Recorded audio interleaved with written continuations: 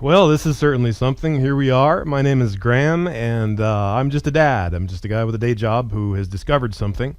And in less time than it probably takes to watch something on Netflix, I am here to show you how the whole world can change and how you can help change it. It seems like there's fire everywhere, flooding everywhere, and the climate's going crazy, or people think it isn't, despite the fact that there's fire everywhere and flooding everywhere. Crazy stuff going on. Even if man is not at the root of what's wrong with the climate, I think we can all agree that we can do a better job of stewarding our planet. Every time I see black diesel smoke or all the pollution that's out there, I really wish that we could leave a better situation to our children. I'm a father of 3, and I desperately want that. So I'm going to show you how that can happen in a completely unexpected way. This is something that colleges and universities could come up with, and the University of Arkansas, I think, recently did come up with it. So this isn't even new. It's not even ours. I'm not the only inventor here. But we're going to go through briefly how radically the world is going to change in a very radically short amount of time, and for the better. For the better for once. My goodness, we've been dealing with viruses and politics and all this stuff, and we're finally going to see a radical and disruptive change for the better. But the things it's not going to disrupt is not necessarily our peaceful lives. It might actually disrupt the ugly gas flares that we see around oil wells and oil spills and pollution. Maybe we can disrupt that. This video will come in 6 steps. And before I go any further, I just want to say that when you want to do something, you know this already, you got to start somewhere. And progress is always better than perfection. So I'm not a polished video guy. I might go back and edit out my stuttering or something. But I trust that you can understand this, and I trust that I can tell you, and I trust that working together we can actually make a difference in the world rather than just watching it go crazy. So I think we can cross intro off the list. I'm Graham. I'm a dad, got 3 kids. All right. Excellent. The second thing that we can do is start with the very basics of what I call VIP. And that doesn't mean very important people, although we all are. This means voltage, current, and power. Now, current's a funny thing. It gets the letter I, and I'm only coming from the textbooks here, so that if you decide to Google this or look it up in a book, or maybe you already know some of it, it's sort of the standard language, right? I'm not making up a new language here. When I use this computer to record this video for you, when the lights here in the background are shining, these 3 letters are always in play if we measure any of that electrical power. Now, electrical power is going to be our salvation when it comes to pollution. We don't have to do, burn coal or burn gasoline or do all those ugly, kind of smelly, nasty, polluting things anymore. If we have a source of electric power that doesn't require this deal with the devil we make, polluting our planet, making just ugliness in order to make our cars go and our houses warm. We don't have to do that. But the answer lies in electrical power. And so this is the only formula I'm going to give you, and it's one multiplication question. Power in watts equals volts times current, right? So in our wall sockets, we have maybe 120 volts. It can shock you pretty good. Over in Europe, they've got 240 volts, shocks you actually 4 times as much. And we have I for current. A wristwatch might use a couple millionths of an ampere. A car might take 500 amperes to start. And an ampere is an Avogadro's number of an electrons. It's more than the stars in the sky. So if we take all the stars in the sky and shove them through a pipe in 1 second, that's like an ampere of current. If each star is 1 electron, it's a huge number of electrons. It's just mind-bogglingly huge. Literally outnumbers the stars. At least those visible ones that we can see. So if we have 1 volt and all those electrons going down a pipe, we have 1 watt. About a nightlight's worth or something. Let me clear my slate here a little bit. Our power plants make energy on an industrial scale. Here in Washington, we have the Grand Coulee power plant, and the lines that exit that amazing piece of engineering carry 750,000 volts, 750,000 volts. Energy is made on the wholesale in giant generators. These things they're the scale of football fields. And yet that's contrary to how our bodies make energy, and it's even contrary to how the sun makes energy from a certain perspective. The sun makes energy hydrogen atom by hydrogen atom. It's a whole bunch of small contributions all aligned in the same direction to accomplish something happening. Let's call it accomplishing a goal. So inside my really buff arm here with all my biceps, there's some muscle fibers, but each fiber is like a strand of hair. And by itself, it can't do very much, but when we bundle all these fibers together, we get an arm. And it can be an arm. It can do things, right? So in nature, we see that many small things conspire together to create an overall result. And when we start generating energy that way, we run into some curious things because we can harness energy sources that are already in nature that we haven't harnessed yet. And because they're already in nature, they don't require any pollution. We didn't have to burn anything or do anything ourselves. All we had to receive or do is just, receive what's coming to us. It's already there. So the first thing to understand is that the start here might be generating power in microvolts, a millionth of a volt, or a nanovolts, a billionth of a volt. It might not be much, but it's a start. And it's in line with how our brains work with their trillions of neurons or whatnot. All these tiny pieces come together in scale to make a whole. And we can totally understand this if we know how our computers work and how our cell phones work on the inside. There's little chips in there with billions of transistors. And a transistor is just a flip. It's like a little repeater. I hear you over there, so I'm going to do this thing. It's like a really primitive nerve cell. The nerve cells in our heads do way more than that. But it turns out you take a couple billions of these switches and you hook them together the right way so they all talk to each other. And you've got a smartphone. You've got a display. You've got a TV. So even though each transistor can't do much on its own, when they're all connected together, they do something pretty much greater than the sum of their parts. When we make chips that don't handle just information, but handle power, we can do the very same thing because we can take transistors that might give us a few microvolts of electricity. And if we print them on a chip by the billions, by the trillions, and it's still only this big, they're incredibly tiny. And we string them all together. We end up getting enough voltage out to charge our phones, to charge our cars, to do anything that we want to do with electricity. And then the question naturally becomes, okay, well, they say you can't get something out of nothing. No such thing as a free lunch. So where does the power come from? It just comes out of a chip? I thought you couldn't create or destroy energy. Like, where's it coming from? That brings us to step 3, which I call E is E. And although this truth may be self-evident, that just means my favorite catchphrase, energy is everywhere. I didn't say my cursive was good, but I am going to insist that energy is everywhere. If that weren't the truth, then physics would break down. And if you need proof of that, all you need to do is go to a garage sale and get like an old transistor radio and stick old 9-volt in it and go way out in the desert somewhere where there's no radio stations and turn it on, crank up the volume. If energy isn't everywhere, you're going to hear silence. And we don't hear silence. We hear static. It's the noise of countless atoms interacting and pinging each other with energy. If it were quiet, we could say that there's no energy out there, but it isn't quiet. There's plenty going on. And the same is true of like, the old CRT TVs. Tune into a blank channel and there's all this salt and pepper. There's all this snow. Again, it's the visual equivalent of radio static. And when we drill down, we find that that energy starts becoming more and more substantial. The higher frequency, the higher vibration we get, the more of that energy there is. And it's just a facet of nature. It's everywhere. But they won't talk about it if you take a tour of a power plant, right? They might talk about the river that's dammed and what they're trying to do to help the salmon. Or maybe they're trying to do clean coal or something. But there's so much background energy already here that it's 20-something, right? It's like the year 2000 and some plus. Like we're still burning coal and sacrificing the salmon. Here in Washington State, there's legends of salmon being like the size of like rhinoceros or something. But then they built the dam and it all went away. And I'd love it if my grandkids could catch a rhinoceros-sized Chinook or something.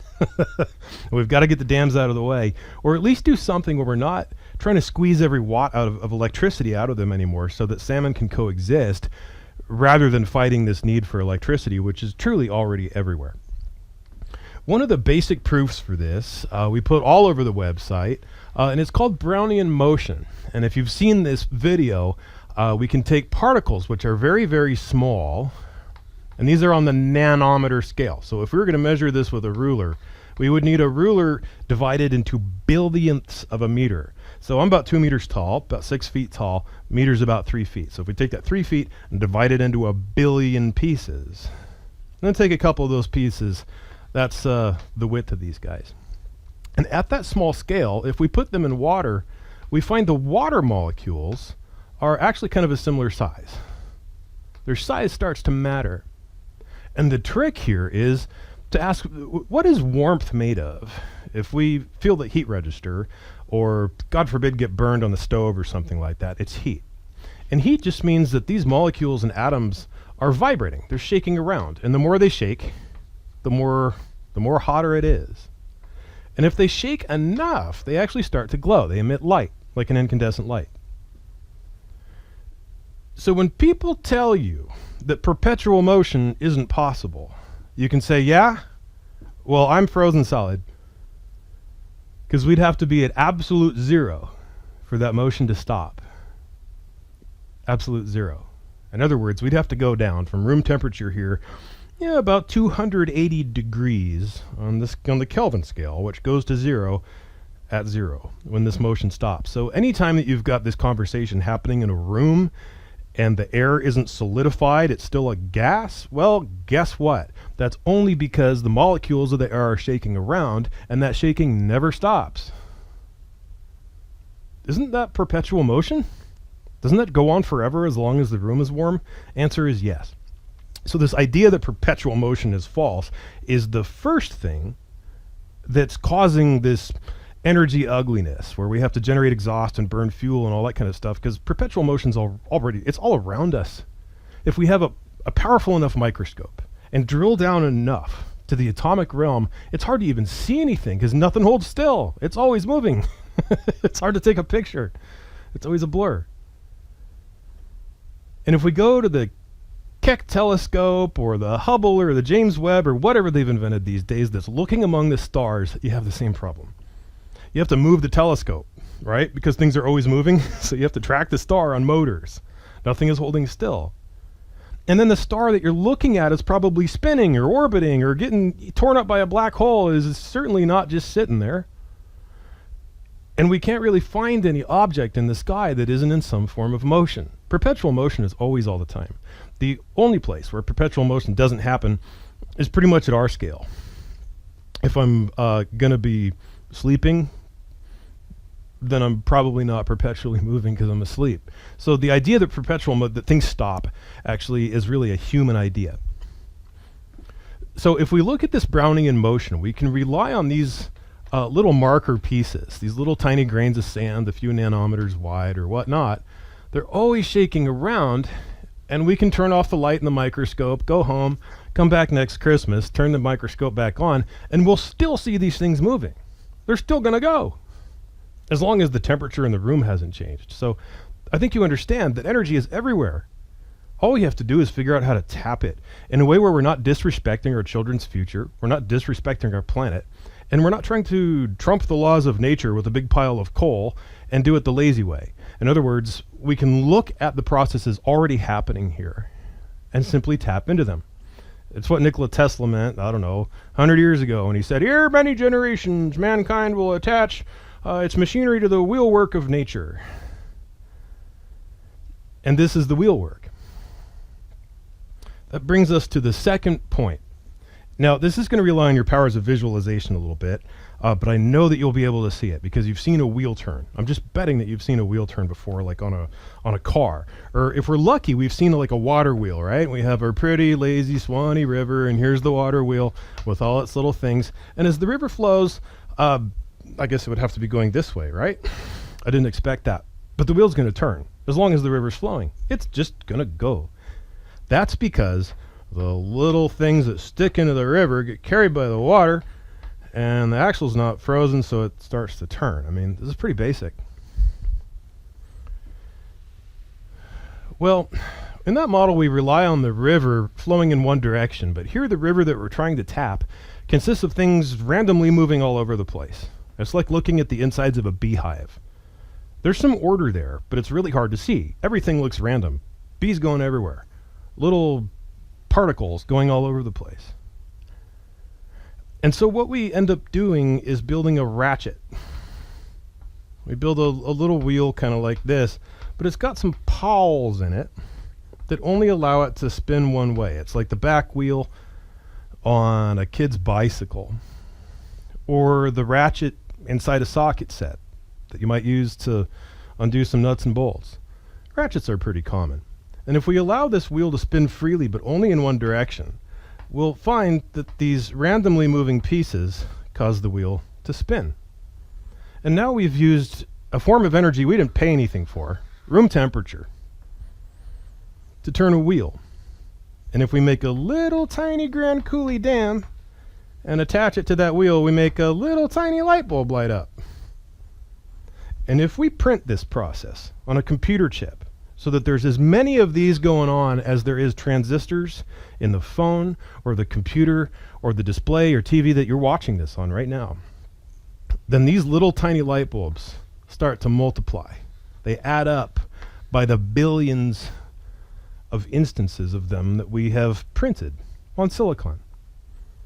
And instead of 1/billionth of a watt, we have a billion of them, and so now we have 1 watt.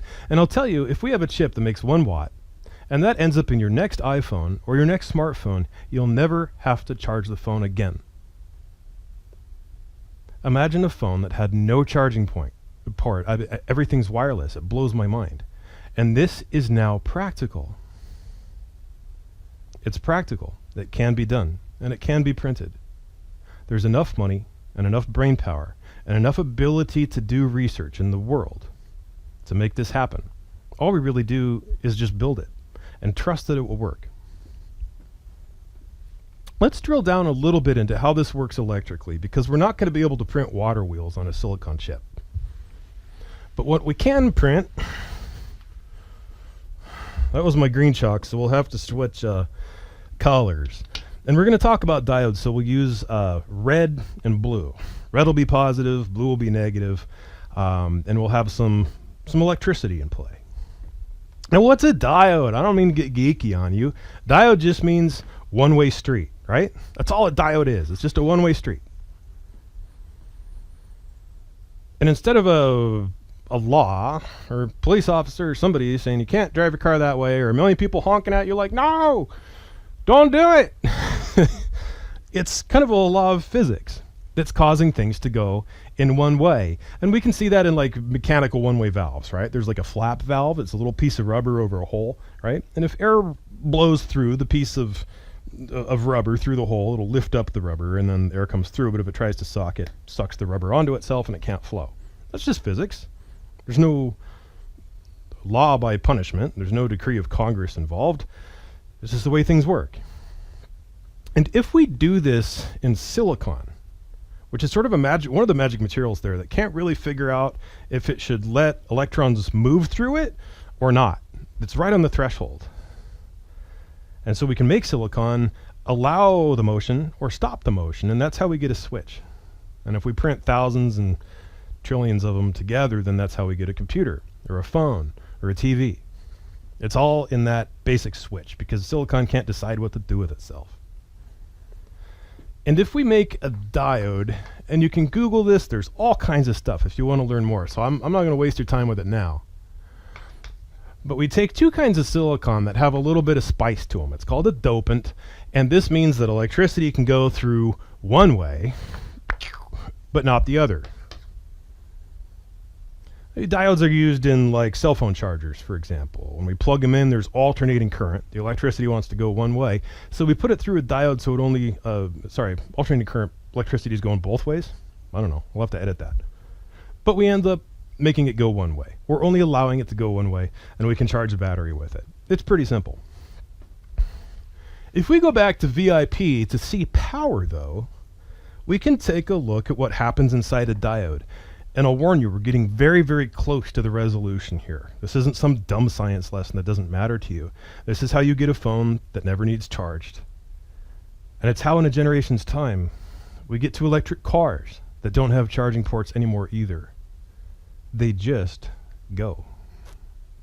The energy is all around us once we learn to absorb it. And you're here to contribute. There's some reason that you're here. To learn about this, to contribute, and to be one of the first people who saw this coming and hopefully benefit from that head start. Often in engineering texts, they'll give you a little chart, right? And this chart looks like something out of old math class where it's like a graph, right? And we can draw x squared or something like this. And typically what happens is you have current and voltage. If we think of a pipe with water in it, voltage is like your pressure. So even if the pipe is sealed off at one end, but we have 10,000 psi in that pipe, that's like a really high voltage. But if the water can't flow, you looked at the ceiling before and you see those sprinklers that come on if there's a fire. There's plenty of water in there, but none of it flows. So we have a lot of pressure, we call that 1,000, but no flow, call that 0, so no power. Nothing's getting done. The water's sitting in the pipe even though there's all kinds of pressure. And the opposite is also true. If we have a lot of flow but nearly no pressure, there's almost no work doing. And we can see this in like weird science experiments where they have fluids that have no friction. So the pressure causing them to move is nothing. But is the motion there? Yeah. Is there any work? No. Another example of perpetual motion, but it doesn't mean you can grind any wheat with it. Dog won't hunt. It'll sit there and swirl forever. But the moment we attach a paddle wheel to try to grind some wheat or do something against friction, it all stops. That doesn't mean perpetual motion doesn't work. It doesn't mean that it's absent from this world. I really want to share the information that we can let that idea go, and we'll be all the better for it. When we look at a diode, it means a one-way street. And so that means if we have a negative voltage, current is 0. Nothing's getting through. But if we have a positive voltage, current starts getting through. And so we have flow of water for pressure in this direction, but no flow of water for pressure in that direction. And the trouble with diodes is they're not perfect. None of us are. None of them are. We have a lot in common. We actually have to have a bit of pressure there to open the valve in the first place. It's a little bit like the example of that membrane valve that I'm trying to show you with my hands, right? If the membrane's closed, if the little piece of rubber on there is against the hole, we've got to blow in order to lift up the rubber. We can't do that with no pressure. We have to build up a slight amount of pressure in order to get it to happen. In silicon diodes, the kinds in your phone charger and wherever else you might find them, we find that the pressure is about 0.6 volt. We think that it's pretty small, right? The regular alkaline cell has, what, 1.5 volt? You got your 9 lives over here with the 9 volts. So 0.6 volts doesn't sound like a lot. Now, if we're sending 1,000 amps of flow, that's 600 watts. That'll heat the room. So the voltage is small, but if there's a lot of current, then there's still a lot of heating. And the question becomes, what if we had a diode that didn't have that 0.6 volt drop? What if it started letting electricity through, letting it flow when it was just slightly above 0? And what if we move that point to the 0 point? We still have to remember that E is E. Energy is everywhere. Everything's always shaking. Even the little tiny electrons inside that silicon are shaking around, especially if that silicon is at room temperature, on our desk. They're always moving. There's Brownian motion there. And when electrons move, that means voltage is not 0, and current is not 0, probably. So if we make a diode that lets things move in one way but not in the other way, what we find is we get something where the electrons can move in one direction more easily than they can in the other. And that's how we make that ratchet wheel.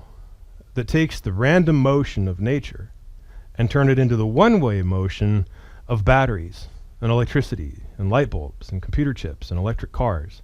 All the DC current that runs the motor in a Tesla, that runs the screen in a smartphone. It's a one-way progression of electrons down the pipe. And this is how, very simply, at least in theory, very simply, how we get that one-way motion to occur from a random motion that's normally all over the place. All we have to do is make this magic diode that lets electricity through at 0.000 forever 1 volt and blocks electricity at 0.00001 volt. Now, I'm being a little funny about that because there aren't those. There's no diode that can pick things out with that fine-toothed comb. There are diodes out there, though, and anybody can buy them, that do this a little bit. And it's enough to show that the effect is possible.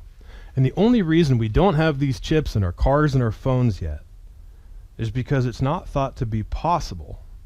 And yet you and I can go on the internet and in 5 minutes buy a part that not only shows that it's possible, but is making it happen. So we have PhDs out there saying this cannot occur.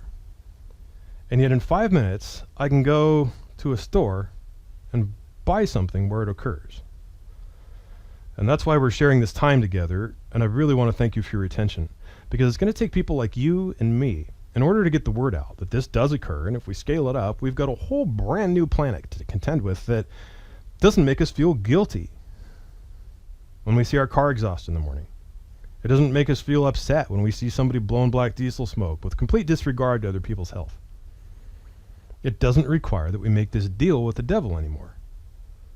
And that's a wonderful thing, not only to live in, but to teach our children that that part is optional. We made that part up.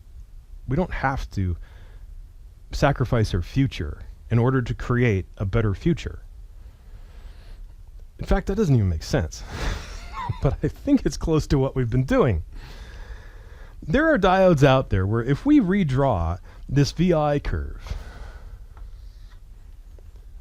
the slope that we get looks like this. So the diode lets electricity through in both directions. If this is current, or the flow, and this is voltage, or the pressure, then we see that for a positive pressure, we get a positive flow, and we only need maybe 1 unit of pressure to get 2 units of flow. All right. And for a negative pressure, we might need 2 units of pressure to get 1 unit of flow. So it's not a perfect valve. In fact, it's a downright leaky valve. But it's a valve still nonetheless, and the trick is though, although I didn't draw this right, it actually crosses through 0. Like exactly through 0. So I want to share that with you so much, I'm going to like make my drawing ugly and redraw it, because it goes through 0. And this way, when things shake around at the bottom, and that energy is everywhere starts to occur because we can see it. We have a powerful enough microscope that we can see all these things jittering around. What we see is that the electrons start to kind of predominantly go in this motion because it's easier. There's more flow in that direction. It's easier to move that way. And it's harder to move in the opposite direction. Now this effect already occurs. That's the trick. And it's in little electric parts. And if you open up like a circuit board out of your TV, you'll see this shape.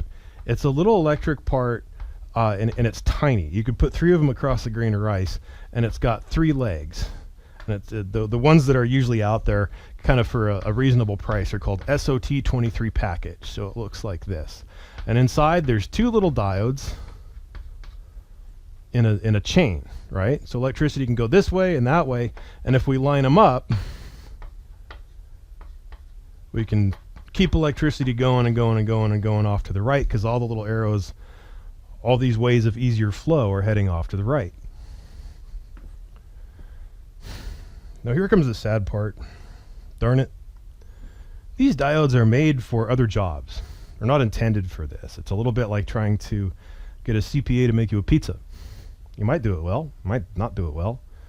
but he's a CPA. He's not really trained in pizza. And if you get somebody who makes a lot of pizza to be your CPA, it might not end well either. Maybe he'll do a great job. Who can say? But it's a matter of training. It's a matter of intended purpose. And these diodes are bought and sold for purposes well other than changing the world. In fact, this ability to generate a little bit of power is considered a flaw. How's that for irony? Like, manufacturers try to get rid of this so that when you have zero signal, you have 0 volts. But that doesn't happen because temperature is that vibration, and vibration is a signal. So you can never have 0 volts if the thing's going to work in the first place, because the signal that is heat is creating this little voltage. So it's a conundrum. And that means that even if these diodes aren't really meant for the job, if we line up enough of them, then we'll be able to do some work. Now, although these are smaller than a grain of rice, we'd need so many just to get our phones to not have to charge anymore that the phone would need to be on wheels. In fact, the wheels would probably need a pretty good engine to push it around. It takes a lot of these. Think of it. If each one of these makes 1/1,000,000th of a volt, 1 microvolt, then we need 1,000,000 of them to make 1 volt. And charging our phones takes 5 volts, on average, at least with the old USB chargers and whatnot. So we'd need 5,000,000 of these diodes to charge the phone. Now there's a conundrum here. Nobody wants to haul around 500 million microscopic diodes just so they don't have to plug their phone in anymore, because this is less cool. It's like dumber than charging your phone. You have to have this wheelbarrow full.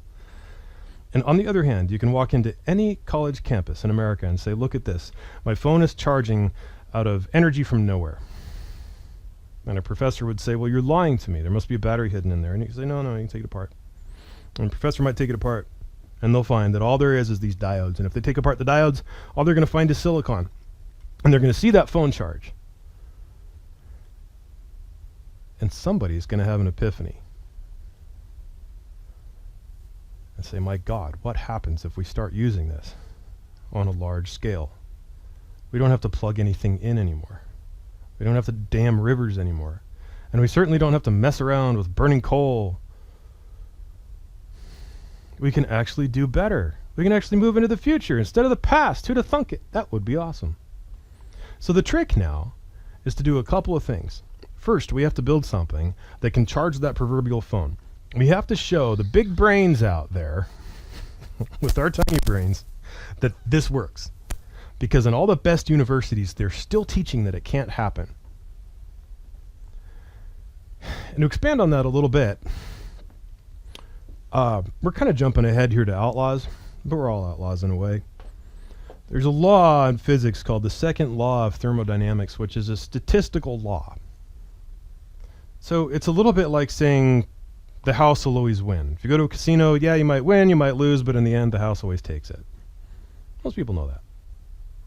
But that doesn't stop a person from winning. Even though the house always comes out ahead in the end, it still doesn't stop a person from walking out of a casino either without the $800 that they came in with, or with $10,000 that they didn't come in with. You can still win and lose. There's still going to be that randomness that moves around. And if we have the original, I guess the equivalent of a diode in the casino, so that we can keep the wins but somehow insulate ourselves from the losses, then we have a profit. And it's no longer true that the house will always win. So it's a little funny that the second law of thermodynamics depends so heavily on statistics to make itself true. And it's strange, in this day and age where we're looking at individual electrons, printing transistors on chips by the trillions, that we're still in love with this statistical law that isn't true on the micro scale. You can get something for nothing. And that nothing can still be something. It's just something you didn't have to pay for. The question is, how many of these diodes do we have to get?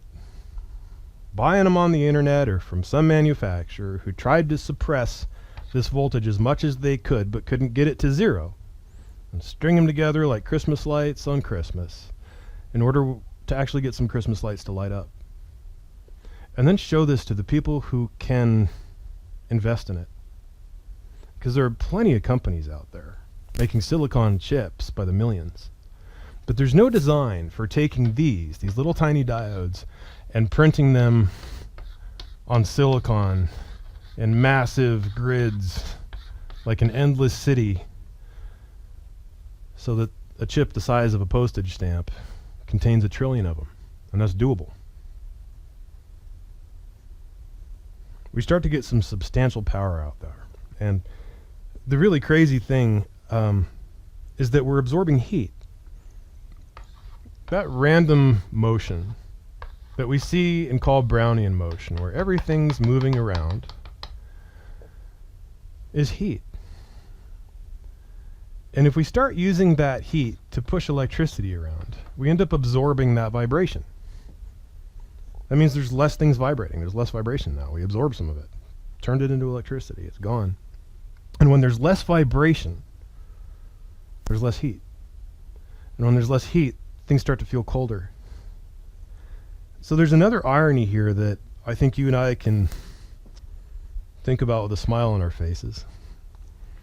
That if you accept the data from the planet, and pretty much everybody does, that the temperatures are going up, and we have to say heat is the problem here. When the ice caps are melting and the polar bears are having a tough time of it, and everything is changing and there's too much drought and wildfire, we have an excess of heat. And yet here we're looking at a technology that uses heat to generate electrical power. And that's funny, because the way that we generated this excess of heat was, if you look at the numbers, through smokestacks from electrical power plants. So when we were burning coal and oil and gas and all this burning on fire stuff to generate power over the last 100 years, we emitted CO2, and the CO2 warmed up the planet, and now we have too much heat. And the next technology that makes that economically unfeasible now, because this is free, right? So once it gets big, you don't have to buy or burn coal anymore. This is way easier. Life gets way easier from here on out. So nobody's burning coal.